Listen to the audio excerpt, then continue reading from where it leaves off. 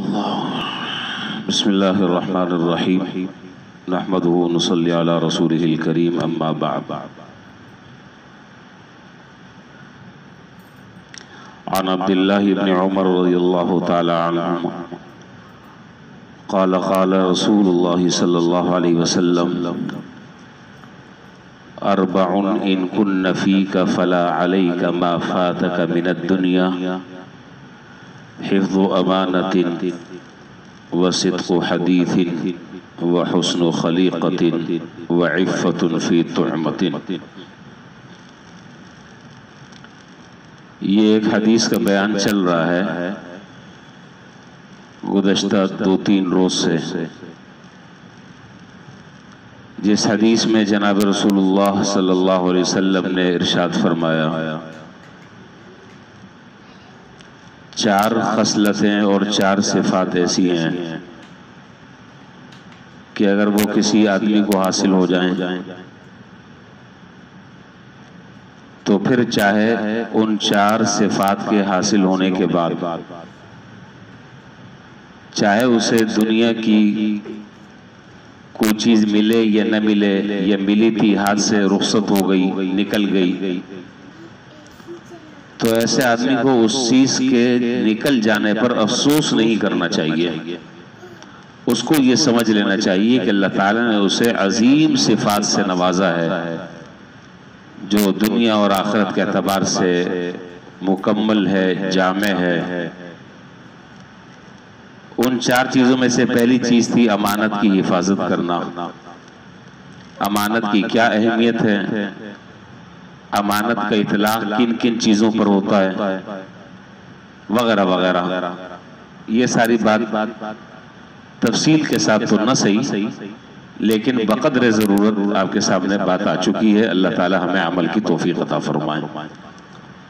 दूसरी चीज थी जिसका बयान चल रहा है, वो है वसिद्क़ु हदीथिन, सच बोलना। इस्लाम में सच्चाई की क्या अहमियत है और सच बोलने का अजर और सवाब कितना है। हदीस शरीफ में है कि आदमी सच बोलता रहता है, बोलता रहता है, बोलता रहता है, बोलता रहता है, यहां तक कि अल्लाह ताला के यहाँ सिद्दीक लिखा जाता है। और सिद्दीक आप जानते हैं ये बहुत बड़ा मर्तबा और मकाम है। और एक आदमी अलियाज़ुबिल्लाह झूठ बोलता है, सिर्फ बोलता नहीं है, उसका झूठ बोलना तकिए कलाम है। उसकी सुबह झूठ से होती है, अल्लाह बचाए। और जब रात को वो बिस्तर पर सोता है तो झूठ पर ही उसका इख्तिताम और उसकी इंतहा होती है। दिन भर झूठ, दिन भर झूठ। तो ऐसा आदमी अल्लाह ताला के यहाँ कज़्ज़ाब लिखा जाता है, कज़्ज़ाब। अल्लाह ताला पनाह में रखे। इससे मुताल्लिक़ भी तकरीबन बातें बक़द्र ज़रूरत आपके सामने आ चुकी हैं। बहुत सारी ये बड़े लंबे मौज़ूआत हैं जो मैं आपके सामने जिक्र कर रहा हूँ, जिसके उन्वानात मैंने जिक्र किए, लेकिन इस वक्त तो बात इतनी लंबी नहीं होती। बहुत सारी सूरतें मैंने परसों जिक्र की थी कि किन किन चीजों पर झूठ का इतलाक होता है और झूठ हमारे माशरे में कितनी सूरतें ऐसी हैं कि जिसको हम झूठ नहीं समझते, हालांकि वो झूठ है। मिसाल के तौर पे एक आदमी खुद कोई बात किसी से कहना चाहता है लेकिन इतनी हिम्मत नहीं है, तो उसके लिए तो हिम्मत चाहिए, इतना दम होना चाहिए आदमी को कि आदमी सामना करे और बात करे। फिर क्या कहते हैं कि वो कुछ लोग यूं कह रहे थे। भाई वो कुछ लोग कौन से हैं? कोई वो हवाई मखलूक है, आसमानी मखलूक है? कौन है वो लोग? जब आप पूछें कि जी वो कौन लोग हैं, नदारत नहीं बता। और वो लोग नहीं कह रहे थे, वो सवाल आपका अपना है, वो आपके दिल का सवाल है, लेकिन अब आप उसको डाल रहे हैं किसी और की गर्दन पर। हदीस में फरमाया कि बिअसल मतिया, ये बदतरीन सवारी है, ये झूठ की बदतरीन सवारी है। आदमी खुद कहना चाहता है लेकिन नहीं कह सकता, फिर उसको यूं ताबीर करता है, जी कुछ लोग कह रहे थे। समझ लें कि नामा अमाल में गुनाह लिख दिया गया है। बहरहाल इसकी और भी इसमें तफसीलात वो मैंने छोड़ दी। तीसरी सिफत यहां हुजूर सल्लल्लाहु अलैहि वसल्लम बयान फरमा रहे हैं, वहुस्नु खलीक़तिन,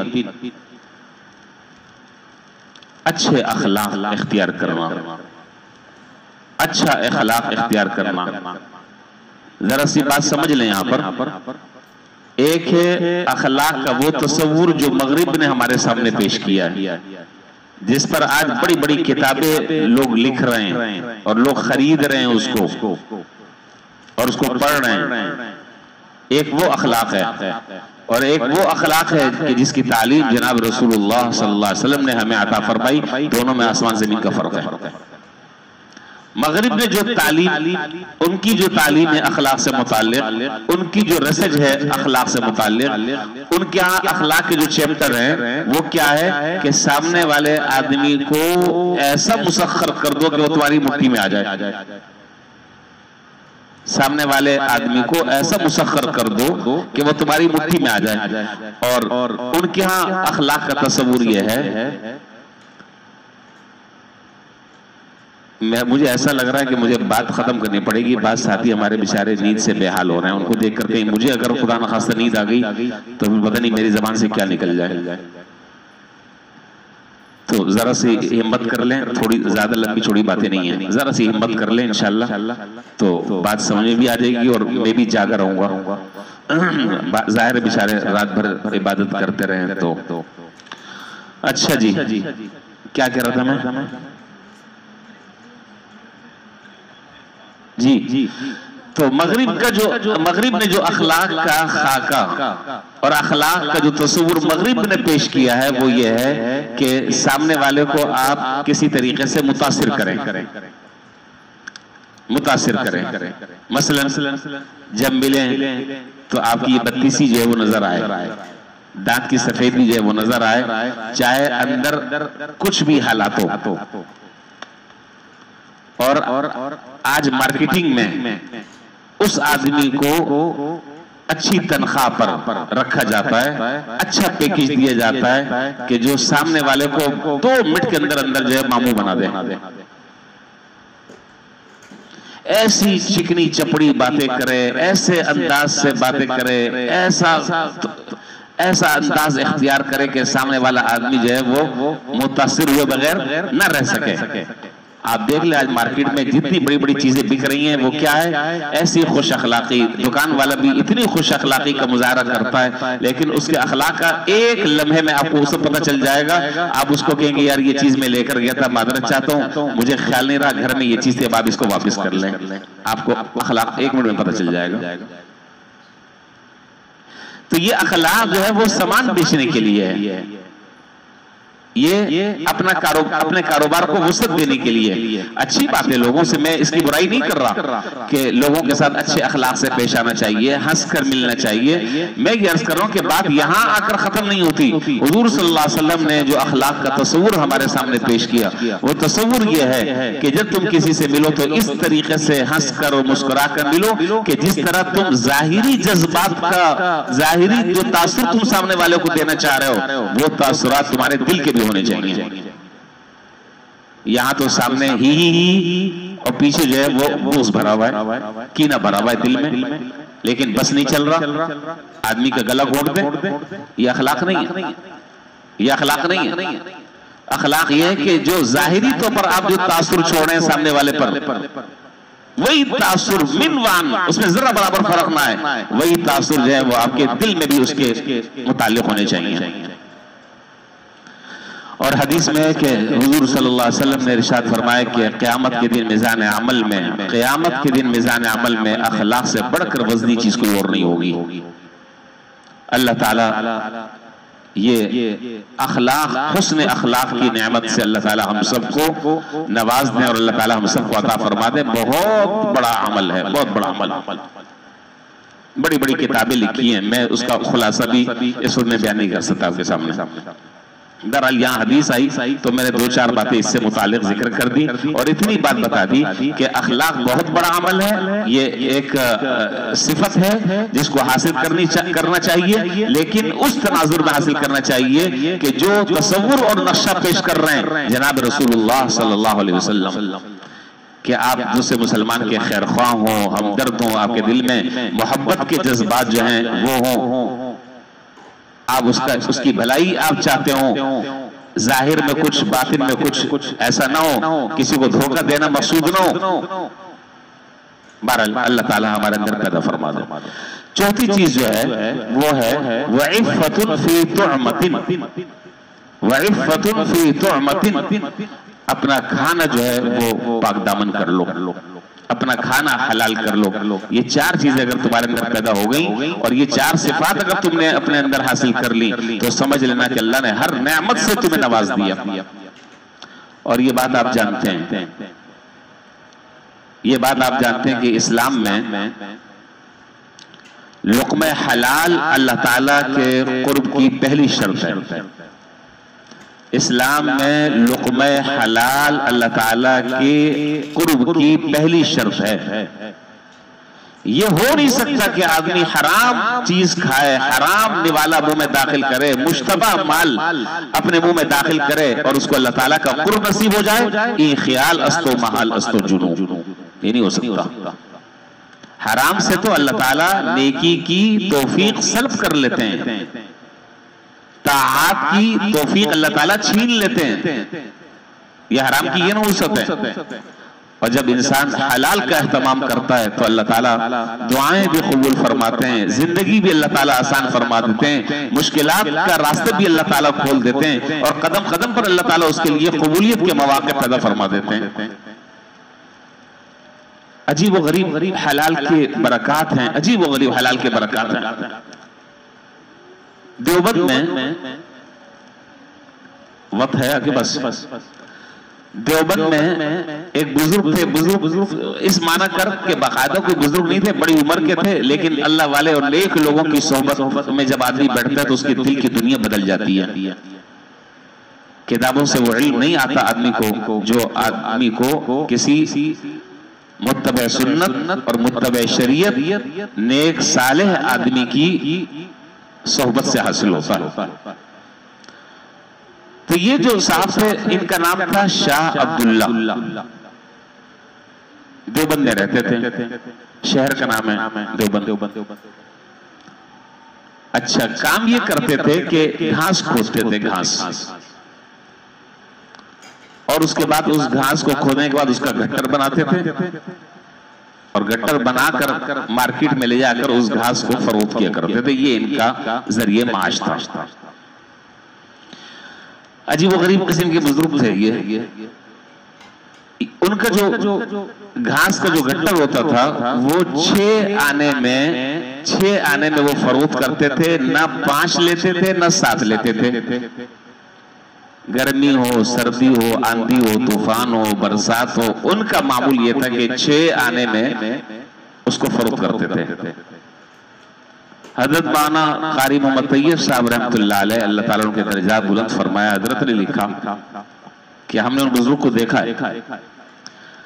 अजीब बात यह है कि जब वो अपना गट्टर लेकर घास का जब वो मार्केट में जब पहुंचते थे तो उनसे पहले बहुत सारे लोग जो है वो खड़े हुए होते थे, लेकिन जैसे ही वो पहुंचते थे जो आदमी सबसे पहले आकर हाथ लगा लेता था उसको दे देते थे और पैसे लिए और ये जा और वो जा, खत्म। बाकी लोग जो है वो भी बैठे रहते थे, बाकी लोग भी बैठे रहते थे। ये आए, सामान अभी रखा ही नहीं, लोग उनसे पहले लाइन लगी हुई होती थी लोगों की, जिसने सबसे पहले हाथ लगा लिया 6 आने, ये 6 पैसे जो है वो दिए और देकर खत्म। अच्छा, उन 6 पैसों की तकसीम किस तरह थी? उसकी तकसीम इस तरह से थी कि उसी वक्त हाथ के हाथ 2 पैसे सदका कर देते थे अल्लाह ताला के रास्ते में, गरीबों को दे देते थे उसी वक्त, महीने के आखिर में नहीं, उसी वक्त। और 2 पैसे जो है वो उनके रोजाना के घर का खर्चा था। जिसमें घर का सामान वामान लेकर आते थे, 2 पैसे ये कितने हो गए? 4। बाकी पैसे कितने बचे? 2 पैसे बचे। ये 2 पैसे जो है वो जमा करते रहते थे, जमा करते रहते थे, यहां तक कि पूरे साल में वो 6 या 7 रुपए बन जाते थे। अब समझिएगा बात, 6 या 7 रुपए बन जाते थे। 2 उसी वक्त सदका कर दिए, 2 पैसे घर के खर्चे के लिए रख लिए, जरूरत का सामान, और 2 पैसे जो हैं वो रोज आना जमा करते। जब साल में वो 6 या 7 या 8 रुपए बन जाते तो वो दावत किया करते थे दारुल देवबंद के बड़े बड़े अकाबिरीन की और बड़े बड़े वक्त के वलियों की, जिसमें हजरत मौलाना रफीउद्दीन साहब रहमतुल्लाह अलैह और हजरत मौलाना याकूब नानोतवी रहमतुल्लाह अलैह, हजरत हाजी दादुल्लाह साहब माजिर मक्की रहमतुल्लाह। ये मैं वो नाम ले रहा हूं कि जो बुजुर्गी का, विलायत का मंबा और सरचश्मा थे। हजरत मौलाना याकूब नानोतवी रहमतुल्लाह अलैह बड़े बड़े अकाबिरीन दारुल देवबंद के, हजरत मौलाना याकूब नानोतवी रहमतुल्लाह अलैह जैसा मादरजाद वली, वो फरमाया करते थे कि हमें शाह साहब की दावत का पूरे साल इंतजार रहता है, हमें उनकी दावत का पूरे साल इंतजार रहता है कि शाह साहब किस वक्त दावत करेंगे। हजरत फिर फरमाते कि उनकी दावत का असर ये होता कि जहां उनका खाना खाया, कम से कम 40 दिन तक के इबादत के अंदर हमारी रग़बत बढ़ जाती, 40 दिन तक के दिल की कैफियत तब्दील हो जाती, दुआओं में दिल लगता, नेक कामों में दिल लगता, अल्लाह की तरफ इनाबत में रिक़्क़त तारी होती, और अस्कार में, तस्बीहात में, इन चीजों में दिल लगता, अल्लाह की तरफ मुतवज्जो होते। ये उस हलाल लुक़्मे की और हलाल खाने की बरकत थी। आखिरी वक्त में बेचारे बीमार हो गए तो वो 7-8 रुपए जो हैं जो जमा किए थे, हजरत मौलाना याकूब नानोतवी रहमतुल्लाह अलैह के पास भिजवाए और कहा कि हजरत मैं तो अब दावत नहीं कर सकता, बीमार हूं, आप मेरी तरफ से दावत कर लें। हालात में लिखा है कि हजरत ने गुस्ल फरमाया, हजरत ने नए कपड़े पहने, 2 रकात नमाज पढ़ी और फिर उसके बाद खाना बनाया, और खाना बनाकर फिर जो अकाबिरीन थे दारुल देवबंद के, उनको खाना खिलाया। और हदीस में कि अगर आदमी एक आना ये 1 पैसा हराम का अगर खाता है, हराम तरीके से अपने मुंह में दाखिल करता है, 40 दिन तक के अल्लाह ताला उसकी इबादत को कबूल नहीं फरमाते हैं। और अल्लाह ना करे जिस आदमी का खाना पीना ही हराम हो, क्या उसकी दुआएं, क्या उसकी इबादतें। आप इसी से लोग हमसे सवाल करते हैं, पूछते हैं कि जी मौलवी साहब ये बताएं कि आजकल जो है वो जुनैद बगदादी पैदा नहीं हो रहा है, आजकल जो है बायजीद बस्तामी पैदा नहीं हो रहा है, आजकल शिबली नौमानी पैदा नहीं हो रहे हैं, हजरत राबिया बिस्रिया पैदा नहीं हो रही। तो उनसे मैं ये कहता हूँ कि ईमानदारी की बात है, आप अपने ईमान से बताओ कि जो आप निवाला हलक में दाखिल कर रहे हो, क्या उससे जुनैद बगदादी पैदा हो सकते हैं? उससे बायजीद बस्तामी पैदा हो सकते हैं? उससे हसन बसरी पैदा हो सकते हैं? कहते हैं कि जी औलाद जो है वो नाफरमान है, औलाद बाप से जबान चलाती है। आप जो खा रहे हैं उसके असरात हैं, ये ऐसा नहीं है कि अगड़म बगड़म आपने जो खा लिया बस खत्म, नहीं, उसके असरात जिंदगी पर मुरत्तब होंगे, आपके इबादत पर, आपके अखलाक पर, आपके किरदार पर, आपकी सोच पर, आपके फिक्र पर, आपके अमल पर उसके असरात मुरत्तब होंगे। ये ऐसा नहीं है कि बस आपने खा लिया और खत्म हो गया, सिर्फ आप पर मुरत्तब नहीं होंगे, बल्कि आपकी औलादों तक के उसके असरात जाएंगे, आपकी नस्लों तक उसके असरात जाएंगे। अभी मेरी बात पूरी नहीं हुई, अभी बात में बड़ी तशनीगी है और हदीस का ये चौथा जुमला चल रहा है। बस मैं एक बात कर बात खत्म कर रहा हूं, बकिया इस बात का ततिम्मा और तकमील जो है असर में करेंगे इंशाअल्लाह। आखिरी बात मैं अभी कर लेता हूं ताकि बात किसी एक जगह पर पहुंच जाए। हजरत उमर बिन अब्दुल अजीज रहमतुल्लाह अलैह, आपने नाम सुना होगा, जिनको क्या कहा जाता है? उमर सानी। क्या उनका अदल, क्या उनका इंसाफ, क्या उनका तकवा, क्या उनकी तहारत, क्या उनकी पाकबाजी, जिनको उमर सानी कहा जाता है। तारीख में लिखा है कि हजरत उमर बिन अब्दुल अजीज रहमतुल्लाह अलैह का जब इंतकाल हुआ तो उन्होंने अपने तरके में 21 दिरहम छोड़े। कितने? 21 दिरहम उन्होंने छोड़े। और 21 दिरहम के साथ साथ उन्होंने 11 बेटे छोड़े, एक बेवा और 11 बेटे। तो 5 दिरहम तो 5 दिरहम उनके कफन के खरीदने में लग गए। अब हिसाब लगाते जाइएगा, 21 में से 5 उनके कफन के लिए पैसे खर्च हो गए और 2 दिरहम में उनकी कब्र की जगह जो है वो खरीदी, 7 हो गए। तो 21 में से 7 निकले, बाकी कितने बच गए? 14। कहते हैं कि ये 14 दिरहम जो है वो 11 लड़कों में और उनकी बेवा जो थी उनमें ये तकसीम हुए। क्या मिला होगा? क्या मिला होगा? और इसके बिल्कुल बरस हिशाम बिन अब्दुल मलिक जब उसका इंतकाल हुआ तो उसके भी 11 बेटे थे। जब उसका इंतकाल हुआ तो उनके हर बेटे को 10-10 लाख दिरहम मिले। कितने? 10-10 लाख दिरहम मिले। एक बहुत बड़े सिखा आदमी हैं जो ये वाकया बयान कर रहे हैं और वो कहते हैं कि मैंने खुद देखा हिशाम बिन अब्दुल मलिक के बेटे को लोग सदका दे रहे थे, मेरी आंखों ने देखा। और हजरत उमर बिन अब्दुल अजीज रहमतुल्लाह अलैह के एक बेटे को मैंने देखा कि जिसने अल्लाह के रास्ते में 100 घोड़े कुर्बान कर दिए एक वक्त में। ये किसकी बरकत थी? ये किसकी बरकत थी? हलाल की बरकत थी। हलाल की बरकत है। और ये बरकत ऐसे नहीं है कि बरकत वो बरकत नजर आती है, उसका मुशाहिदा आदमी करता है। इसीलिए कुरान करीम ने रसूलों को जो हुक्म दिया है वो ऐसे नहीं दिया। क्या कहा? या अय्युहर रुसुलु कुलू मिनत तय्यिबाति वअमलू सालिहा। ए रसूल, अच्छी चीजें खाया करो, अच्छे आमाल किया करो। हमारे उस्ताद फरमाया करते थे कि अच्छी चीज खाकर अच्छे आमाल करने में बड़ी गहरी मुनासिबत है। रसूल को अल्लाह ताला ने ये हुक्म दिया, कुलू मिनत तय्यिबात वअमलू सालिहा, अच्छी पाक चीजें, हलाल चीजें खाया करो। और जाहिर है कि जब आदमी हलाल और पाक चीजें खाएगा तो फिर उसके असरात भी यही होंगे कि उसके आमाल जो है वो आमाल सालिहा उससे सरजद होंगे, आमाल सालिहा उससे सातिर होंगे। हराम खाएगा तो जाहिर है, मैंने शुरू में अर्ज कर दिया कि अल्लाह ताला ताआत की, इबादत की, नेकियों की अल्लाह ताला तौफीक छीन लेते हैं। अल्लाह ताला पनाह में रखे। अल्लाह ताला हम सबको हलाल रिज़्क़ हलाल के एहतमाम करने की अल्लाह ताला में तौफीक अता फरमाए। बाकी ये बात रह गई, इंशाअल्लाह इसका तस्दीम जो है जिंदगी रही तो असर में बात करेंगे। व आखिर